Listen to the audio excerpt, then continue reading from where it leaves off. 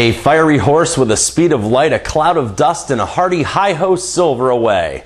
Hello to everyone, and thank you for tuning in once again to RealScreenReviews.com and WeLiveFilm.com. Of course, I am movie critic Nick Iacobucci, and our next movie review is the big-budget Hollywood adaptation of the classic character, The Lone Ranger. This Western action and adventure opened around the world on the 4th of July weekend 2013, and it stars global box office draw Johnny Depp, Armie Hammer, Tom Wilkinson, Helena Bonham Carter, and Barry Pepper. This film comes to us from the director of Gore Verbinski, the very successful director of the original Pirates of the Caribbean trilogy, as well as Rango and the Mexican. He now reteams with his Pirates a leading man to see if they can successfully bring the masked man of justice to the big screen, and I'm pretty sure that it will be a little bit better than its 1981 predecessor. This Lone Ranger adventure is a little different from the ones that have been told to us in the past, and that is because this version is told to us from the point of view of Native American spirit warrior Tonto. Lawman and United States Marshal John Reed is part of an outfit that has sworn to keep the peace, but soon the day comes when the Marshals are betrayed by one of their own. Behind this betrayal is Butch Cavendish, who thinks with all of the Marshals gone, no one can stand in the way of his master plan.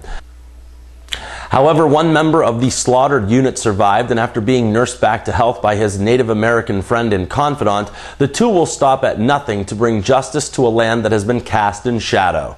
Well, people, this Lone Ranger adventure is a pretty big one, and just like Man of Steel or World War Z, I would consider this to be a grand and epic feature. This Western actioneer is a definite spectacle, and it does not shortchange on any real aspect of the film. Unlike last week's White House Down, which couldn't find the correct balance between action and comedy, The Lone Ranger expertly weighs out the humor and the silver bullets. In my opinion, most of the movie worked because you have a proven formula of a star, producer, and director, and this fourth or fifth collaboration shows how well they work together. This takes me to director Gore Verbinski, and I will say that this man knows how to make fun movies. In The Lone Ranger, he blows up trains and train tracks and bridges and buildings, and man, is it cool. This director very much reminds me of Steven Spielberg because theme park ride comes to mind when describing his films. Verbinski also does a very good job pacing the film, and considering that his films are usually 2.5 hours in length, that's not an easy task. He always seemed in control of the Lone Ranger, and never does the film ever get away from him, unlike the Pirates sequels. This brings me to lead actor Johnny Depp, and he is the sole reason that Disney wrote a $200 million check to make this movie. Just like Captain Jack Sparrow, the Mad Hatter, or Willy Wonka, Depp's Tonto is another colorful character he can put into his resume. He is both goofy and credible as this Native American, and Johnny Depp rules this film with his humor and talent. He's just absolutely awesome in The Lone Ranger, and his comedic timing is a straight-on bullseye, and his one-liners are just hilarious. Armie Hammer is also solid as John Reed / The Lone Ranger, and he brings rugged good looks and amusement to this feature. His character and attitude were welcomed additions, and his interaction with Johnny Depp was definitely the fuel driving this movie forward. I also heard that he did most of his own stunts, and you could really tell when watching the movie. Now, I must cover a few nitpicking issues, and I'll begin with the fact that the movie's a little too long. They have no choice but to dump everything they have into the two lead characters, and because of that, the secondary characters get out and out lost in the movie. Then Ruth Wilson's Rebecca and Helena Bonham Carter's Red served no other purpose but to make the running time longer. And it's not that I don't like these two actresses, but without them in the movie, it probably would have come in at a perfect length. Finally, the get-rich-quick scheme involving silver and Comanche Indian land wasn't really enough for me as far as that aspect of the movie went, but what are you gonna do?